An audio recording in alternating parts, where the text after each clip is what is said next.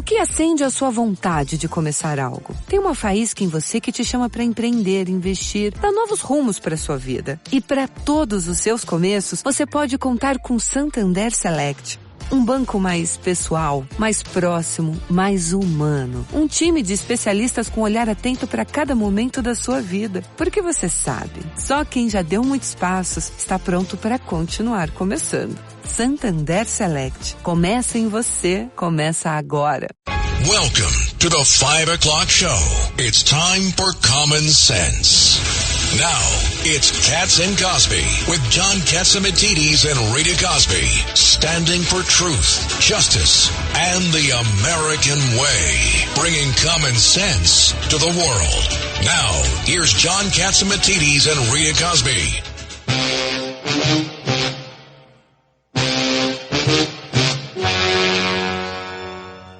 Well, what's going to happen in Washington?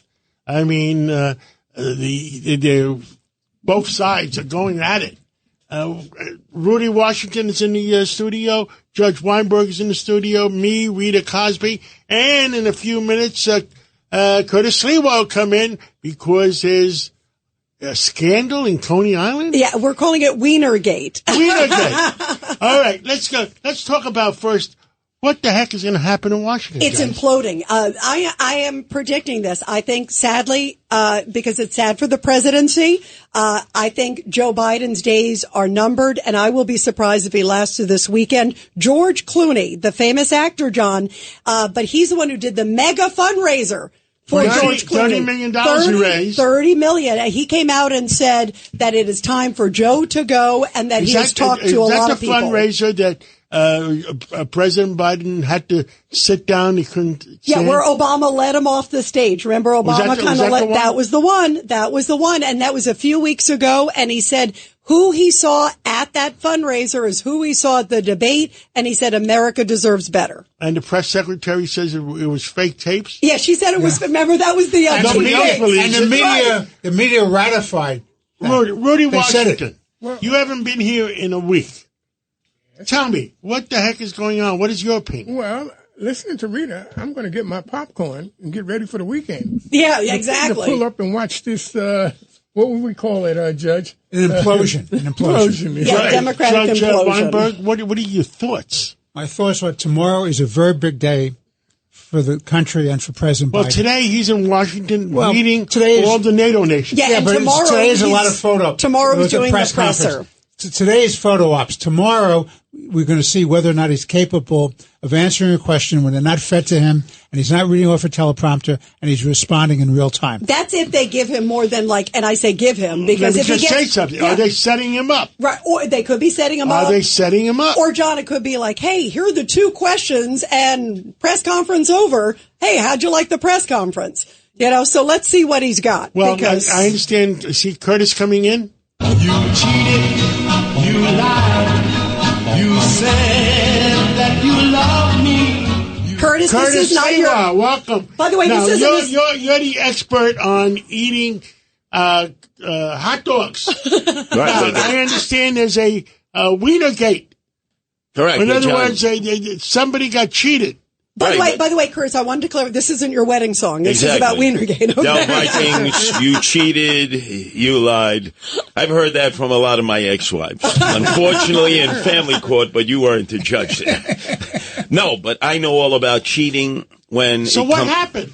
Well, in 1996, I cheated my way to 3rd place. Wait, and the hot dog. Explain, yes. everybody, the hot dog competition. We're talking about the Coney Island hot dog eating Congress. There are people that said... Well, they cheated, they lied. Right. So I professed that I cheated when I did, and there were no ramifications, no consequences. And the statute of limitations is run on that. Exactly. Case. But in this particular case, let's say when I was in 1996, I ate 16 to finish 3rd. Now you wouldn't even qualify with 16. You have to eat at least 30 hot dogs in 10 minutes. They've taken 2 minutes off. It used to be 12 minutes. So what happened here? The woman, right? The woman who ate how many did she eat? Like 4? Well, she set a world record for women. That's Mickey Sudo. ate 51. She normally eats about 40. Now, the women's contest comes first. They haven't cross-gendered. By the way, women always come first, but go ahead. Right. And then the men's contest takes place. And she had married years ago this guy named Nick Wary. Nick Wary competes in a circuit. He's like the world champion for eating hard-boiled eggs, which is the most difficult thing to eat. I've tried that. I've done almost all the contests. That's the hardest. So he's legitimate.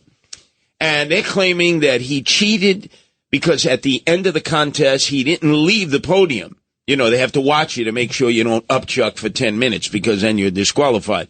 But he stood there, and it appeared that he moved the paper plates. Each paper plate has 5 Nathan's hot dogs on it. That's how the judges know. Well, you completed 5. You finished that plate. So he pushed a plate over to his plate, which would have given him 5 more, which would have given him 52 consumed. His wife ate 51. He didn't go up in rank, so it's not like this put him in 3rd place, 2nd place, 1st place. He still was in 4th place. But I believe he did this because he didn't want to lose to his wife. That's what I'm thinking, right. He wanted to hold his own. So what happens to him? What happens Is to his him? wife bigger than him? No. His wife is actually smaller, but imagining how embarrassing. Your wife actually ate more hot dogs Curtis, than you. now, I Curtis, have a very important question to ask you, since I've never participated in this contest. Yeah, me neither, And you thank have. goodness. When they give you the hot dog, it's on a bun. They give you mustard and sauerkraut with it, too? No. I eat it the traditional way in the bun. The competitors, they take the bun, they separate it from the dog, and then they dunk it in water. Oh. And so they're not even chewing it. It's sliding right down the esophagus. So what happens? What happens now as a result of nothing. this? There's no ramifications. In almost every sport, you can cheat. And they never take back a belt, or they never take back a world championship. In a baseball sense, the Houston Astros cheated their way to a World Series victory. They were found to be cheating, and they were still deemed the World Series champions. So those who put on the contest said, no, we're not going back. Although he has said, take my plate back. I'll go back to my 47 number. I didn't cheat, but then again, I want this controversy to go away. Is he allowed to go back home? Thank you for the update. And we'll catch up with you again later. I'll be listening to you tomorrow at 7:15 on this Sid Rosenberg show. And I will extrapolate more on cheating when you eat dirty water hot dogs. And I want to know if he goes back home. I want to know if he gets to go back home. Let's go to Karl Rove. Let's go to Karl Rove. Karl Rove, senior, of course, political advisor there for then President George Bush. Karl, we're not going to ask you about hot dogs, but we will ask you about what's going up with Biden today. What's happening? Well, we had a little bit of a break in the dam by comments this morning by Speaker Emeritus Nancy Pelosi, which seemed to sort of suggest the president needed to reconsider. She sort of stepped back from it later in the day, but it was I think a deliberate move on her part to signal this needs more consideration. And then there's an announcement that there will be a senators only lunch tomorrow, Democratic senators only lunch that will be held at the Democratic Senate Campaign Committee headquarters to meet with 3 top officials from the Biden political operation, and clearly that's to try and box the senators in, or maybe it's an attempt on the part of the senators to finally communicate a message to the White House that they're deeply concerned about the president. You know, it's amazing, Karl, what's been happening in the last few hours. I'm sure you heard George Clooney has come out. Oh, yeah. And that's a biggie because not only obviously everybody knows who he is, but he did, as we were talking with John, $30 million fundraiser. And he said that he's been talking to people on Capitol Hill, and everybody in Hollywood is agreeing with him that it's time for President Joe Biden to go. How big of a deal is that? Well, it's a big deal, but remember, the president is sort of trying to inoculate himself by saying the elites are trying to get me out, but ordinary people, they don't, which is actually the opposite. The elites have come to this timidly and lately.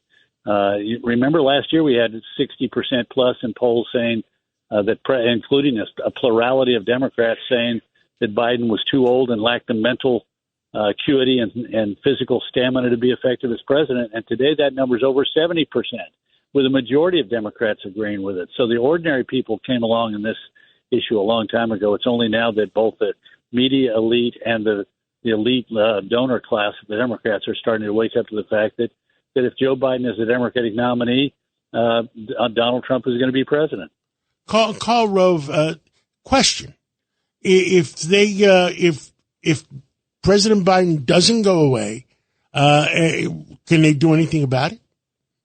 No, I mean, look, they're not going to blow up the convention. There's not going to be a person who's strong enough and have been in the contest long enough, like Ted Kennedy was in 1980, to have a significant following at the Democratic National Convention. Think about this: of the 3,900, nearly 4,000 delegates, there are exactly 43 delegates who are not committed to Joe Biden. The rest of them are on the Biden slate, meaning the Biden campaign selected him. Now, there's a good thing about that it's not going to be, the Democratic Convention is not going to be, 45% Bernie bros or squad members. But on the other hand, it does mean that there are people who are nominally committed to Joe Biden and unlikely to bail on him unless he signals that he's going to toss in the towel. And why I for a year and a half been saying why.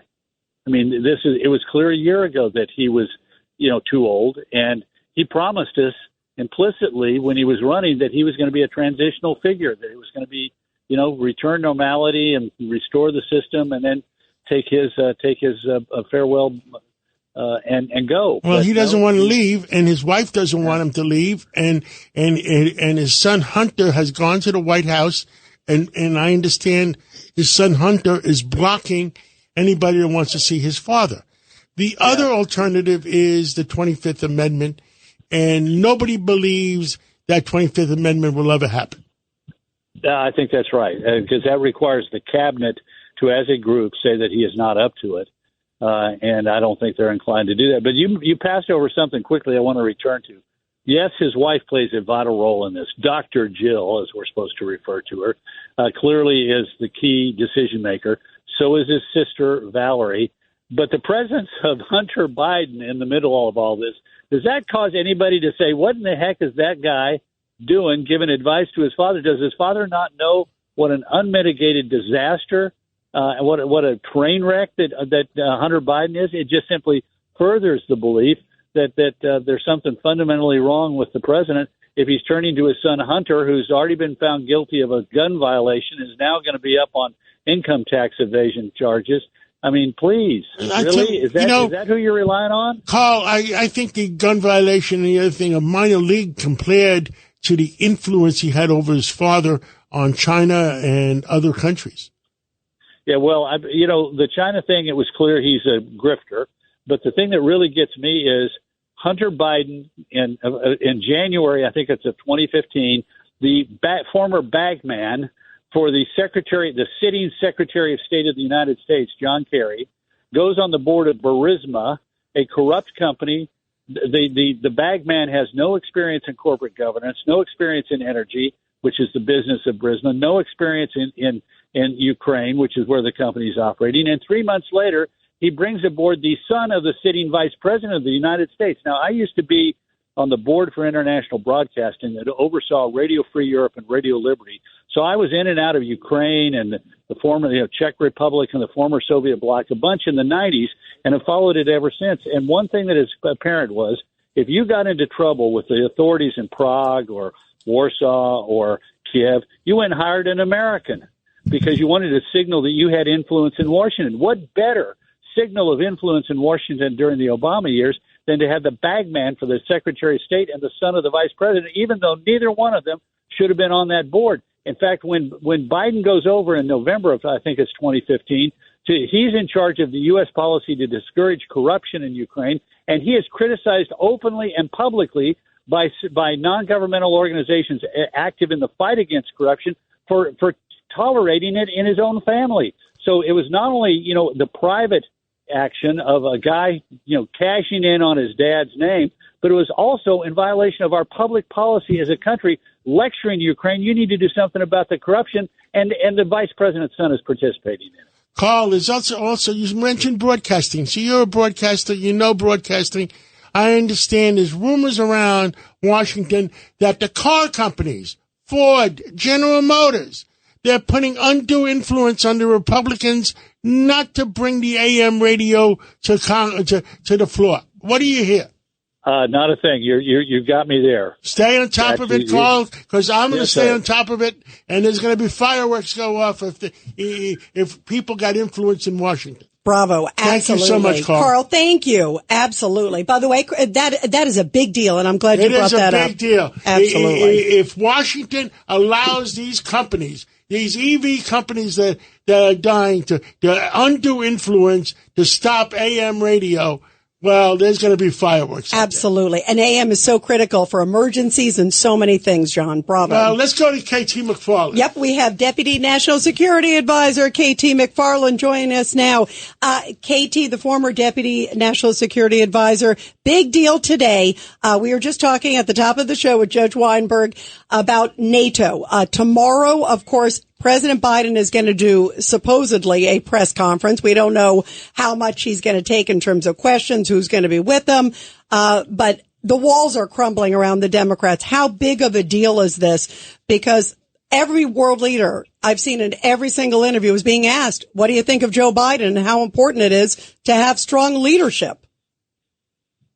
Yeah, well, what they say publicly is not what they say privately. What they say privately is, oh, my God, what's going on? And it's particularly important to have a strong American president right now, because if you look at all the NATO members, they've all just got elections. So a lot of those guys are new.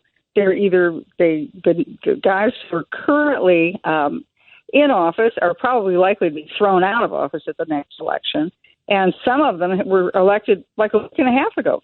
So they don't know what they're doing. They're looking, who's our strong American leader? And then what they're seeing is pretty horrifying. There is no strong American leader. And I'm less concerned with who the candidate is or Biden's political future. I'm really that as our NATO allies look at us and say, God, there's nobody in charge here. Maybe if there's a crisis, we better cut our own deals.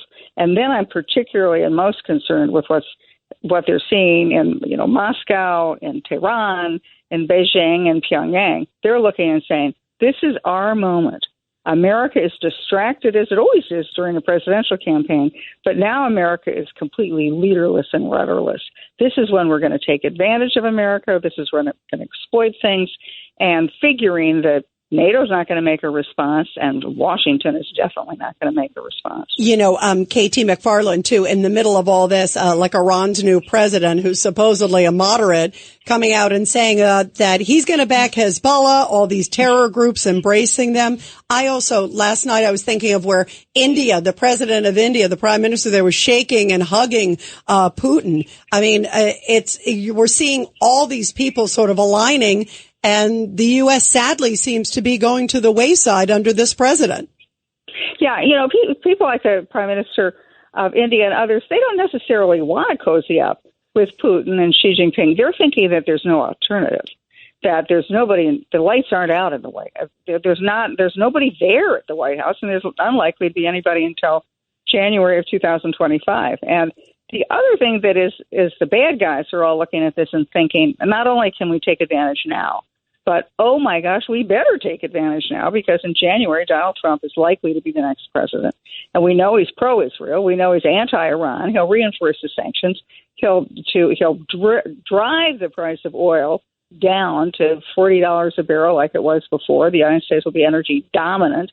That bankrupts Russia. That bankrupts Iran. And China is one of the most energy-needy countries in the world, so it gives us enormous leverage over China. They all got to cut their deal now, because starting in January, the tough guy, the sheriff's back in town. Now, I understand, Moody, 30% of his oil for India comes from Russia? Russia and Iran. So I think that the strategy that we ought to have with a new administration is to go to the Indians and say, look, we'll guarantee your energy needs. We'll guarantee them at the best price you can, better prices than you're going to get from Russia or Saudi Arabia or Iran, for anybody. We'll guarantee them. But what we want you to do is to stop doing business with them and start doing business with us.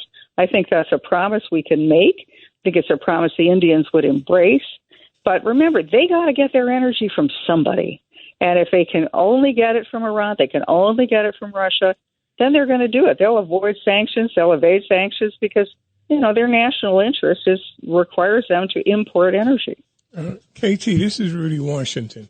What bothers me is a lot of this seems to be so simple. And I believe there's smart people in Washington. I remember seeing the president kick the teeth out of the Prince of Saudi Arabia and beat up all over him. And I'm saying to myself, well, why are you doing this? And then a few months later, you got to go hat in hand and ask them to drive down the price of oil. And now, as quiet as it is, they did not renew the petrodollar agreement. Mm-hmm. I'm looking at this and I'm like, what's the matter with these people in Washington? They're not that smart. I mean, that's the thing. They're not that smart, and they don't think long term. And they figure, economics, international economics, making a budget, that's not for them. They'll just get Congress to give them more money. They're not that smart, and they don't see ahead, and they don't see the consequences of their actions. They're worried more about their political party and their political selves than they worry about the United States of America. And that's what I'm angry about. Well said. It's so bad that the people in power are going around saying, look, it's okay if Joe Biden, if he's got dementia, because we're in charge. He's got really good staff. You can count on us to make the right decisions. These people are clinging by their dirty fingernails to power. And then who cares about the country? They just care about themselves and the power that they've got that they're loath to give up. It's the utter contempt to the American people. They don't care about the American people. They just care about themselves. Disgusting. KT, Thank you so much for coming on. And it was nice to see you at Lolly's party Saturday night. And we'll catch up again real soon. Thank you. Thank you.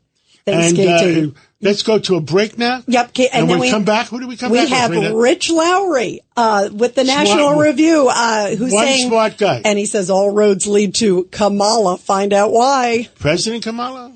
Hi, it's Lou Dobbs for Priority Gold, America's precious metals dealer. These are volatile times with high inflation, soaring debt, wars on multiple continents, and rising financial stress. Central banks are buying gold to diversify their reserves, so are many Americans. Call Priority Gold and find out how precious metals can help you diversify your portfolio. They're highly rated and happy to help. Call 1-866-303-6357 or get a free gold guide at PriorityGoldGuide.com. That's PriorityGoldGuide.com.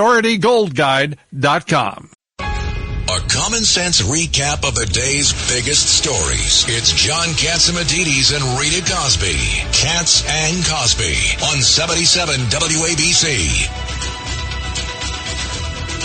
And we are back here on Cats and Cosby. So what's going to happen with all of these enormous developments with President Biden? And is it, as John was just saying, President Kamala Harris? Is that what she is seeking? Well, joining us now is Rich Lowry, of course, head there of the National Review. Rich, your thoughts? You wrote a really powerful column about all roads leading to Kamala. Explain.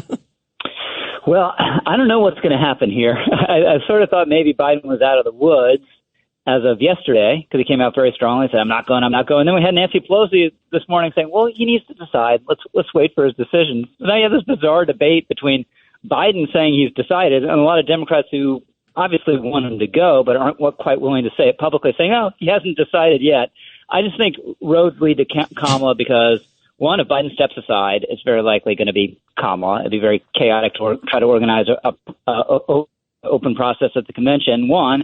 Two, if he doesn't go and somehow wins, which is unlikely but possible, he's not going to make it through 4 years, right? He could even perhaps make it through the next 3 months. Who knows? So if he wins, we're obviously effectively electing her without her being at the top of the ticket. Because he'll never be able to last 4 years. Not in his current condition. He's probably not up for the job now, right? Yeah. I don't know if he could last 7 months. Judge Weinberg, you had a question? Yeah. Good to talk to you again, Rich. I'll tell you what troubles me. If she succeeds to the presidency that way, either by death or disability or he resigns, and she's elected as a vice president, then she gets to pick. So you're going to have an unelected president, and then you're going to have an unelected vice president because she'll designate who the vice president is. So you can have leadership of the free world by two people in this great democracy everybody's talking about who are both unelected. What are your thoughts on that? Yeah, I mean, it's a great point. Now she'd be obviously, it'd be a constitutionally legitimate process. That's the way it's supposed to work, but it'd lack a certain amount of democratic legitimacy, which is why, I mean, the right thing for Biden to do for the country is to resign right now. Let her be president. I think she'd be a terrible president. I think she'd be a bad candidate. but she has the physical and mental capability to do it. She's not suffering from some debilitating condition or a decline that seems to get worse, every month as we watch it before our eyes. So that'd be the right thing to do. But Joe Biden has obviously sought this office for 40 years, mostly unsuccessfully until he lucked out in 2020. And he's not going to give it up easily. Once you have a Marine standing out your back door, saluting every time you walk out, and a nice helicopter flying you everywhere you want to go, that's not easy to give up. And Rich, also, he controls $230 million worth of campaign contributions. And that gives him leverage on what's going to happen. Yeah, I kind of think if he decides he's not running again, he's going to endorse her, because it would be an implicit concession that he made a terrible mistake in picking her, which he did, but he's not going to admit it. And the other thing, if he steps aside, it would also be an implicit admission on the part of the Democratic Party. They lied to the American public about an extremely important matter, which is whether the President of the United States was up for this or not. And we all saw it. None of us are White House insiders, but we knew, and they all knew too. They just weren't willing to say it. And Rich, that's, I think, the big thing that's going to happen with her, too. Not only, obviously, by the way, let's not forget she's the border czar, and boy, has that been a disaster. But in addition to that, she claimed she had lunch with him, that she's having lunch with him like once a week. And there, you already see, you can see President Trump at the rallies already saying that she was he's saying now Biden, Kamala, he's lumping the two of them together because he's saying she had to be well aware of what was going on all this time. Yeah. When did she know? Of course she knew. And we had this very powerful George Clooney op-ed in the New York Times that I thought was really devastating for Biden, saying he should go. But what he said about that Hollywood fundraiser he co-hosted is it was obviously a debacle, right? He wasn't up for it. We all knew it. John Favreau, this former Obama speechwriter, was there. He said on CNN today, everyone I talked to thought it was a disaster and he wasn't up for it. But when Biden kind of froze up after the event and had to be let off by Obama by the hand, and all of us said, what's going on? This is wrong. There's something wrong with the president. They all denied it. They all said we were crazy, and it was fine. Again, they were all lying. Well, Rich, this is Rudy Washington. They really left themselves no choice by their virtue signaling. The way I see it, the only person that could undo Kamala Harris would be Michelle Obama. Other than that, there's no way they could put somebody ahead of her or move her without blowing up the convention. It just wouldn't happen. But then they have to blow her up too. Yeah. Because they're not going to have two black women as president, vice president. No, exactly. So nobody's going to remove her entirely from the slate. Yeah, I think it's very hard to get around Kamala, and I just don't think, why would Michelle Obama, she has a very nice life, why would you step in the middle of this mess, right? And actually, we don't, she's a compelling figure in her way and a good communicator, but we have no idea whether she's a decent politician or not. That's not something she's never done. So it's either Biden or Harris, and it's not an easy choice. I can see why there's some hesitation. People think, well, let's just stick with the horse we got, even though he's a broken down nag. How do you really feel, right? Rich Lowry, thank you so much for your comments, and let's catch up again soon. All right, thanks, guys. And Rita, you're going to our Goya Hot News special? It's the top news of the day, sponsored by Goya. Here's Rita Cosby. Well, as we said here at the top of Cats and Cosby, more and more Democrats are calling for President Biden to leave the 2024 presidential race.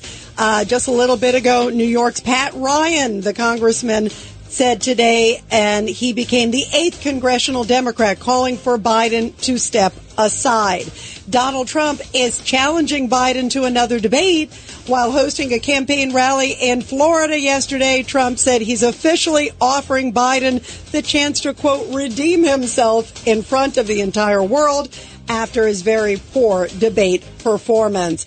And also, closing arguments are continuing in U.S. Senator Bob Menendez of New Jersey's bribery and corruption trial. He is accused of selling his official office for gold bars, cash, and a car. And those are the big Goya headlines of the day. You're commuting home with Katz and Cosby. Now, here's John Katzimatidis and Rita Cosby on 77 WABC. And we are back here on Katz and Cosby. Well, everybody talking about the media cover-up and lots of details today. George Stephanopoulos says that he doesn't think Joe Biden is going to make it another 4 years. It was a stunning admission from saying to somebody when he was walking down the street. Joining us now is the great media expert, great Fox News contributor, Joe Concha. Joe, we're so happy to have you here. First off, what did you make of George Stephanopoulos saying he doesn't think Biden's going to make it another 4 years? He just spent a lot of time with him. Well, thanks for having me. RC, JC, great initials, by the way, JC. Forget about it. You got John Katsimatidis, you got Joe Concha, you got Jesus Christ. I mean, we got a lot of things going on. What about RC Cola? All JCs are good. Yeah, RC Cola. RC Cola. That's not bad, right? That's still around? I have no idea. I don't know either. Yeah. We go off on a tangent.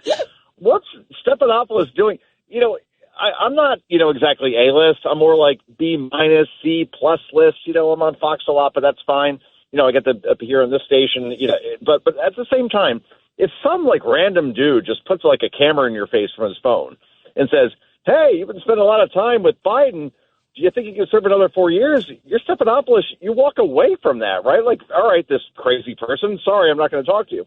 But for him to say that he doesn't think, based on that interview, that Biden can serve another 4 years, that says so much right now as far as where we are. Because, well, actually it doesn't, because 90% of the country believes right now, if you look at polls, that Joe Biden should not seek another term. Can you imagine this man in the year 2028 at age 86, whatever version of him is left, as commander-in-chief of our armed forces? This is insane. So that's the whole sell right now. If Joe Biden remains the nominee, how can he possibly say that he is the man to lead this country forward in 2025, 2026, 2027, 2028, or his backup plan, Plan B, is Kamala Harris? So that's why Donald Trump right now is looking at a landslide victory because, again, he's right on the issues as far as Trump when we're talking inflation, economy, the border, energy independence, trade, crime, foreign policy. He's right on all those things. And on top of that, you expect that Trump over the next 4 years, given his energy, given the way that he's campaigning, the way he is, a happy warrior, is the guy right now for the job as he was 4 years ago, while Joe Biden, Kamala Harris, where do you go from here? It's an absolute mess, guys. It is a mess. Joe Concha, Judge Weinberg has a question. Good to talk to you again, Joe. Let me tell you what I'm deeply troubled about. We're talking about the leader of the free world. We're talking about our national security. We're talking about the future of America and indeed the world. And you're going to hand this over to Kamala Harris because if you vote for Biden, you're voting for Kamala Harris. How can anybody in their right mind deny that? Exactly, Cass. And look, she has failed upwards her entire career, right? I mean, she only got to the position that she was in as far as being Attorney General of California because of her relationship with the former governor who was something like 30 years older than her. Then she runs for the Senate because, well, is she going to lose in California, which is a deep blue state? And then she runs for president in 2019, and people forget this. She dropped out before Iowa. Democratic voters rejected her en masse. And what they said was she's unlikable. She has an authenticity problem. We have zero idea what she stands for. And then she turns around and says, you know what? Actually, you're racist and you're sexist for rejecting me. But here we are. She could be installed as president without winning one vote because she wouldn't have done that if she ran as a normal candidate and actually had to get primary votes.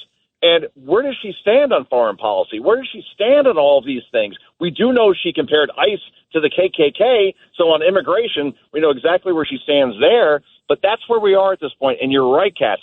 This is a national security issue because whether we have Joe Biden or Kamala Harris in office right now, China, Iran, Russia, ISIS, Al-Qaeda, you name it, they see weakness. And when they see weakness, they will exploit that. That's why Donald Trump has to win, because at least through strength, you could deter these people. If these doesn't look like they will, then you're looking at chaos, not just in the country, but throughout the world. Joe, where's the media been through all of this? You follow the media for the longest time. I've been in that press room many a time asking a question at the White House, and I'm sitting there going, Wait a minute. They're acting like it's some epiphany now. I'm glad that they are asking the hard questions, which we have to because it is the leader of the free world. But they're acting like, something now just changed. They've been able to see it. Where's the complicity in that? They were part of the cover-up, Rita, and now they're acting tough because the way it works is they never ask tough questions of Democrats to benefit Republicans. They ask tough questions of Democrats to benefit other Democrats. So right now, Joe Biden is a variable, right, in an equation. If you take Joe Biden out, they don't care because Joe Biden, right, at this point, he's expendable. You take him out and you insert, I don't know, Gretchen Whitmer, Gavin Newsom, Hillary Clinton, Michelle Obama, doesn't matter who it is. As long as the Democrat defeats Trump, they don't care who the Democrat is. So they could be tough, so to speak, on Joe Biden because they're obviously trying to save their credibility because they knew exactly what we saw. Again, this comes down to eyesight. It comes down to hearing. It comes down to basic sanity. What we've seen from this president going back to his candidacy in 2020 when he operated from a basement, that he does not have the mental fitness or capability to be a golf starter at your local golf club, let alone the president of the United States. And that's where we are. And that's why this is an absolute mess for Democrats. And they have no idea how they're going to get themselves out of this. Joe Concha, you're a star on Fox News. You're a star on other radio shows. Thank you for coming on WABC, and thank you for your input. Thanks, guys. Thank you. Thank you, Joe. Oh, yeah, it's hot out there. Thanks, Joe. All right, Rita, let's go Dr. Mihalos. You want to bring him in? Absolutely, John. We have Dr. Peter Mihalos, a board-certified physician, and, of course, our WABC expert. We love him. Dr. Mihalos, you and I were talking the other day. I want to get to what you think is wrong with Joe Biden. He's really degrading, especially in the last few months. And you brought up some superb points about his history of what he had, some of the brain surgeries years ago. Well, you have to look back in May 1988 where he had a brain aneurysm rupture, and that's like 4.5 hours of surgery back then with anesthesia, and they open up your skull. And he's done amazingly well because he was only 45 years old and he went on to have a career. Most people would have died from that, and then preemptively he had a second aneurysm, which is like a bubble on a bicycle tire, so it's a bubble on a blood vessel, and it has to be clipped before it explodes. So he had a second surgery, another 4.5 hours of surgery, and that clip. So I think the questions people ask are, they want to see an MRI because, of course, you would see, scar tissue related to that surgery. And then there are other things that nobody really talks about is that, it's public information that he has atrial fibrillation, where you have some quivering and irregular heartbeat, which can cause microclots. And people who have atrial fibrillation have to take blood thinners. Why? Because they're 5 times more at risk for getting strokes. So an MRI would show if someone is having some mini strokes, also an ultrasound looking at the carotid artery to make sure they're not having any plaques or throwing up these little microclots, which can also cause you to have some type of changes. So that's something that no one's addressing. And it would just clear the air if you just release them MRI report and say, hey, this is it, I'm okay.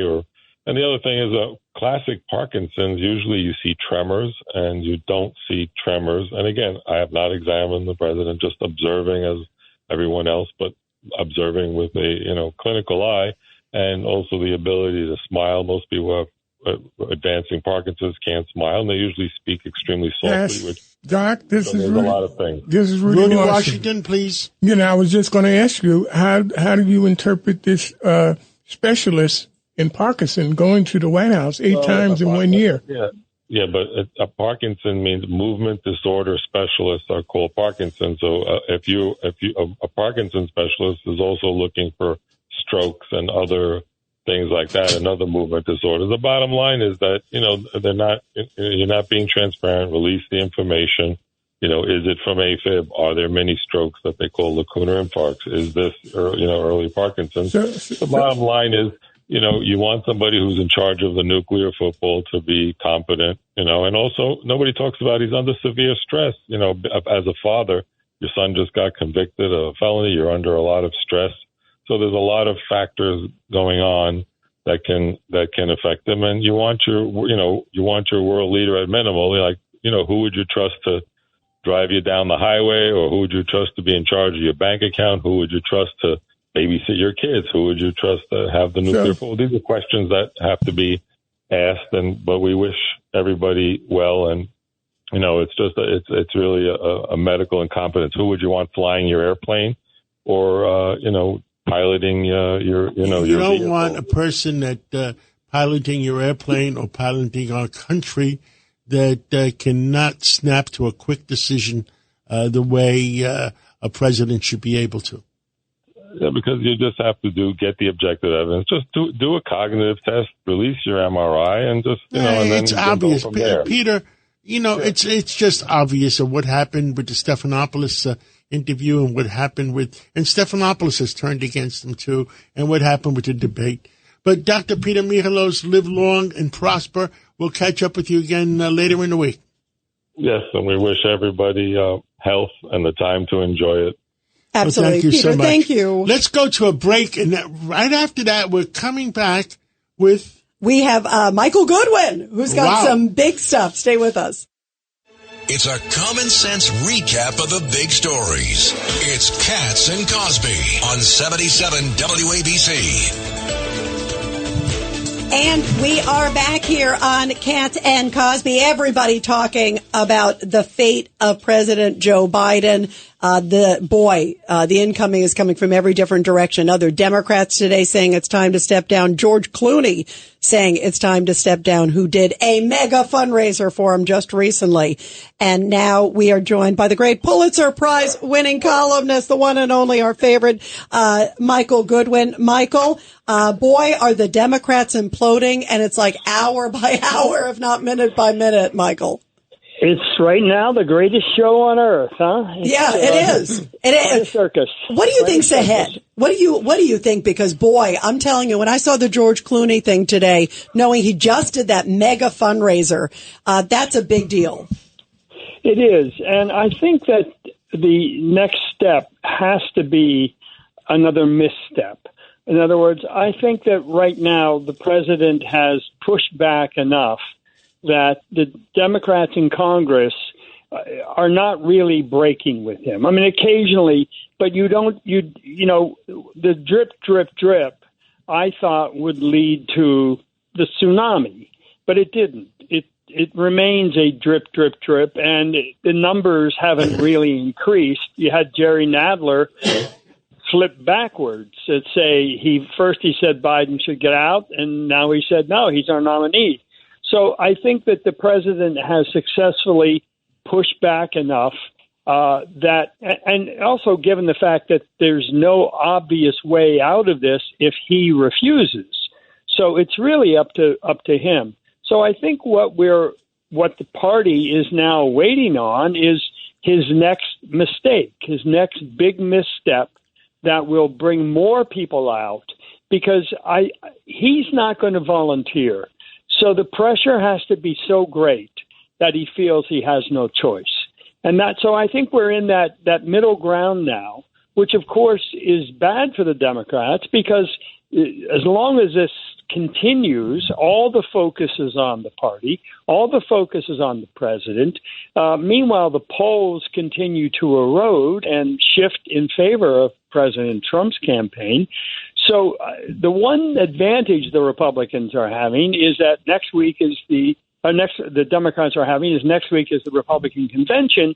So by necessity, the media eyes will be on the convention, will be on the vice president pick from President Trump, and also, of course, his speech. They're trying to make a lot of hay out of the platform, but I don't think anybody really reads these platforms anymore. They're sort of a one-day thing. The Democrats, of course, I thought the New York Times was stretching. It said Republicans change platform on abortion to please Trump.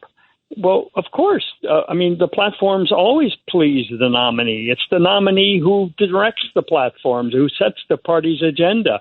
I mean, that kind of stretching to try to make a story. So, look, I think that the Biden has withstood this first assault, but he's having a press conference tomorrow night. If he screws up big time, then I think more Democrats come out and say that's it. You have another round of media pummeling. You have more donors withdrawing. You have more erosion in the polls. So I think he's temporarily put a halt to it, but it's only temporarily. Well, let me speak one word for Kamala Harris. If Kamala Harris is an honest woman, she was Attorney General in California, and I believe that she could be more honest than Joe Biden. I mean, Joe Biden put us into a lot of bad conditions in Europe, with Saudi Arabia hates him. Besides that, China, there might have been deals done, but with Joe Biden's son, Hunter. I mean, well, all I'm saying is let's not all trounce on Kamala Harris, and let's see what she has to say, if she has anything to say. Well, a couple of points on that, John, if I might. One of them is she has to know the condition of the president. So to the extent that she is part of this cover-up, I guess we can't expect her to be honest about it. But she's been there. She's seen it. She's seen the incapacity. She's seen the decline.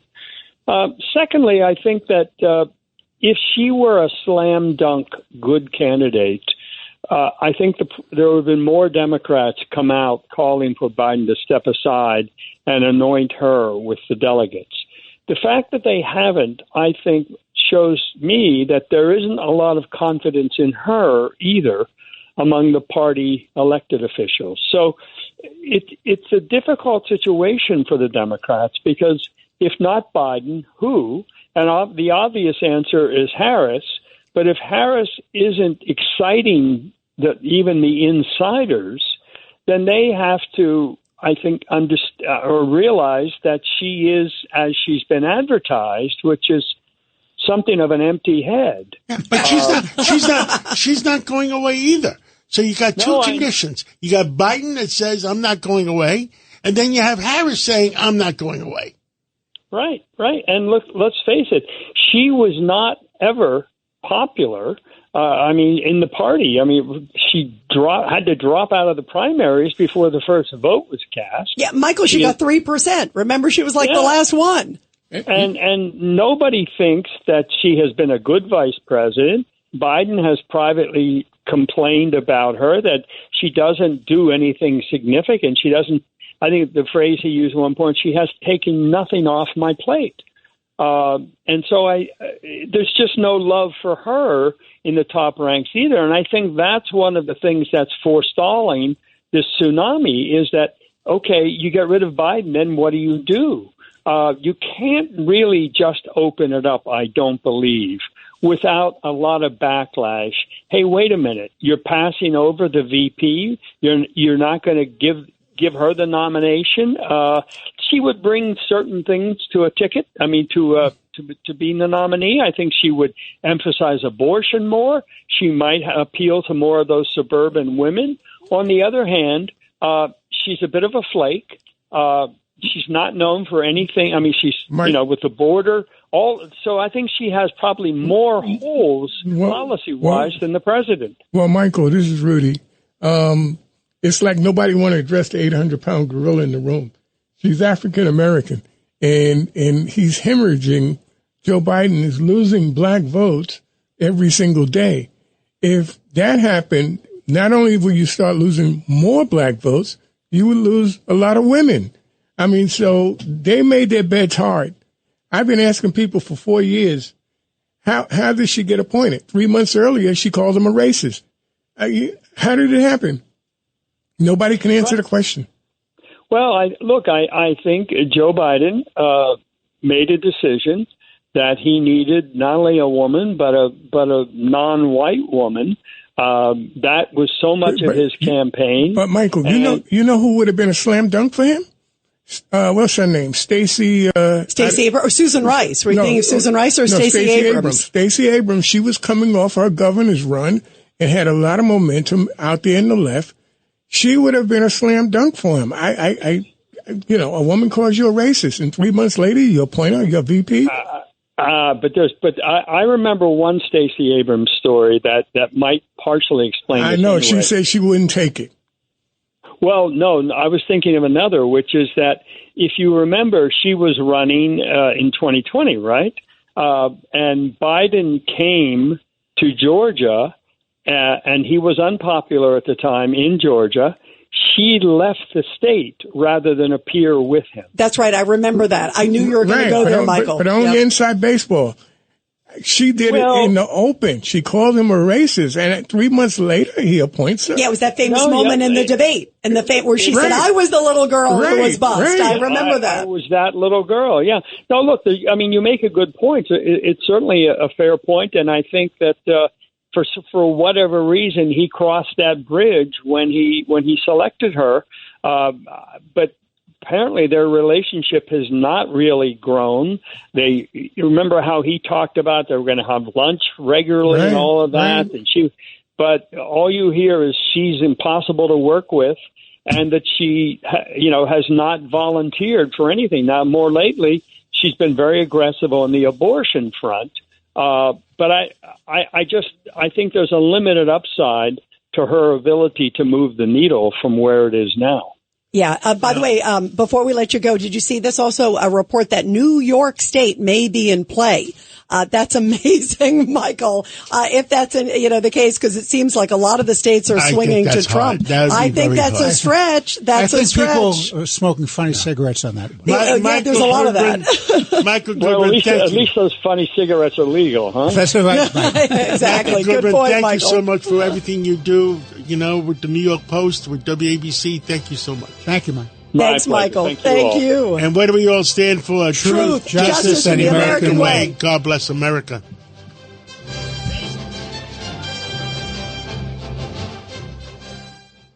Hi, it's Lou Dobbs for Priority Gold, America's precious metals dealer. These are volatile times with high inflation, soaring debt, wars on multiple continents, and rising financial stress. Central banks are buying gold to diversify their reserves, so are many Americans. Call Priority Gold and find out how precious metals can help you diversify your portfolio. They're highly rated and happy to help. Call 1-866-303-6357 or get a free gold guide at PriorityGoldGuide.com. That's PriorityGoldGuide.com.